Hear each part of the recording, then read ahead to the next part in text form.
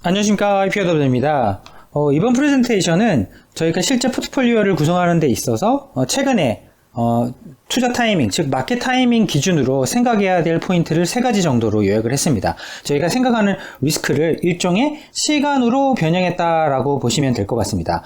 첫 번째 시간은 4월 29일, 가장 올해 2022년 들어서 폭락을 기록한 날이었고요. 그리고 4월, 그리고 이게 4월의 의미가 가지고 있는 것은 저희가 미 연준이 금리를 올릴 때 빅스텝이라고 부르는 그런 월이 되겠습니다. 그리고 2022년에 관련된 말씀을 드리고자 합니다. 2022년은 그동안 거의 10년 넘게 금리가 하락하는 사이클에 있다가, 즉 QE를 하던 사이클에서 QT를 넘어가는 첫 번째 해라고 볼 수 있는 해입니다. 그러면 요약을 드리겠습니다.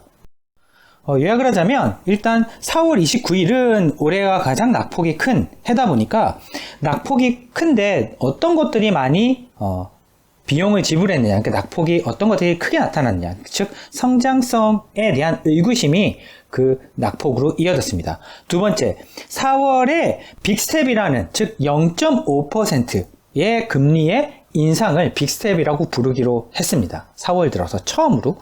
또한 2022년은 거의 10년 만에 인하가 아닌 인상으로 전환되는 첫 해가 될 수 있겠다. 이 마켓 타이밍, 이 투자 타이밍에 따라서 시장이 준 힌트를 한 번씩 살펴보시겠습니다.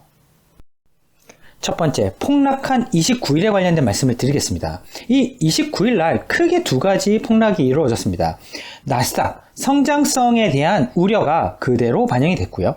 왜냐하면 금리가 올라간다는 부분도 있지만 실제 시장에서 미국 부동산의 가격이 급락하게 됩니다. 그러니까 리츠 가격이 급락하게 됐는데요.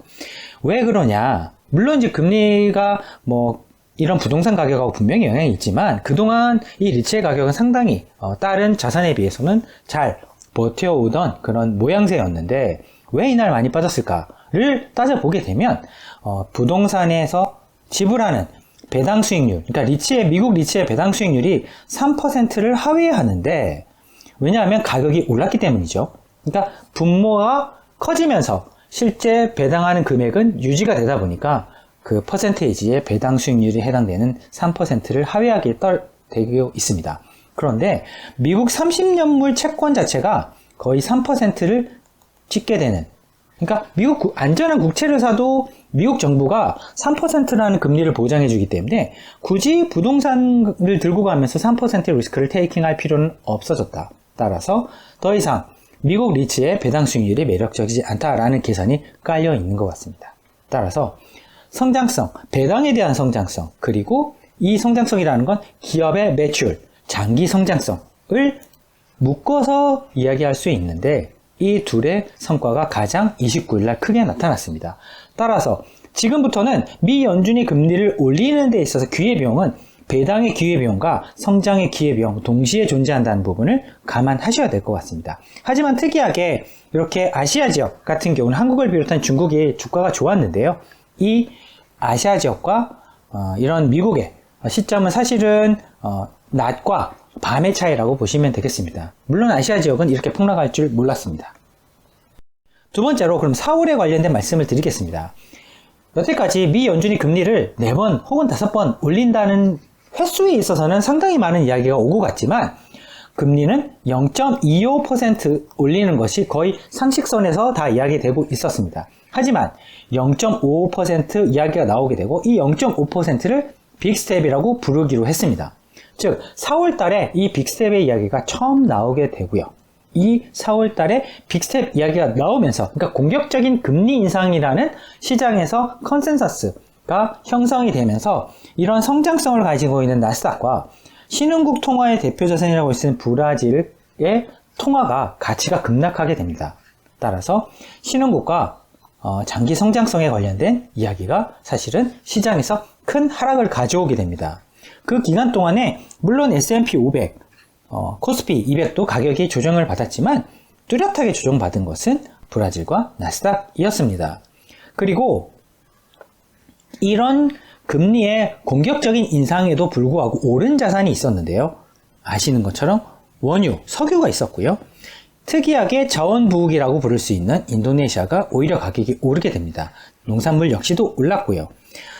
그러면 저희가 실제 포트폴리오를 구성하는 데 있어서 저희가 하고 있는 자산 배분의 웨이팅이 일정 부분 저희도 이런 쪽에 웨이팅이 높다 보니까 대부분의 자산 가격이 거의 10% 가까운 혹은 8% 가까운 하락을 보이는 구간에 저희는 거의 하락이 미미하게 나타났습니다.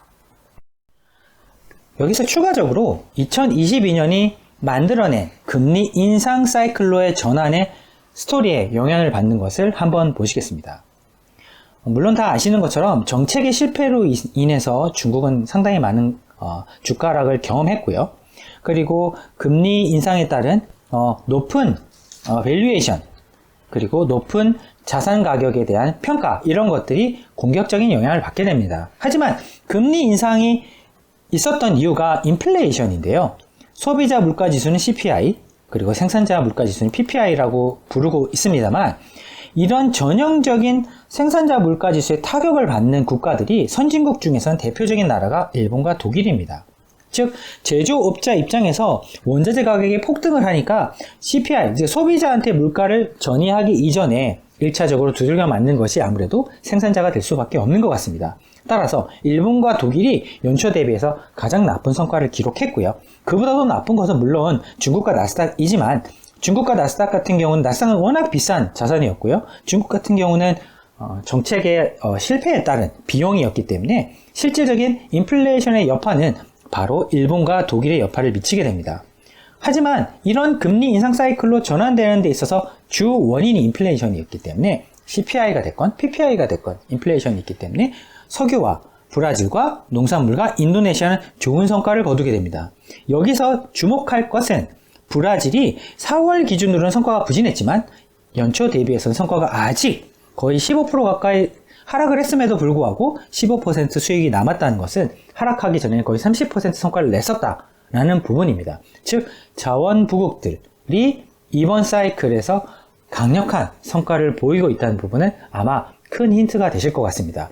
그래서 결론적으로는 저희가 포트폴리오를 구성하는 데 있어서 이러한 자산들이 아무래도 포트폴리오 성과에 기여를 했을 것 같고요.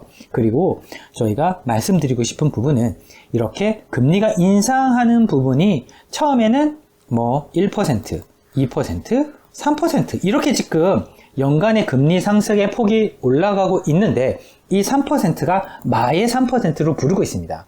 즉 미국 국채의 금리가 3%가 된다는 것은 웬만한 배당 자산은 견디기가 어렵다. 왜? 안전한 미국 국채보다 배당 수익률이 낮다는 것은 배당주의 매력으로서의 가치가 떨어진다는 의미가 되겠습니다. 따라서 지금부터는 어중간한 배당주, 어중간한 리츠 이런 것들은 더 이상 성과가 내기 어려운 국면에 들어갈 수도 있겠다는 포인트를 꼭 염두에 두시면 좋겠습니다.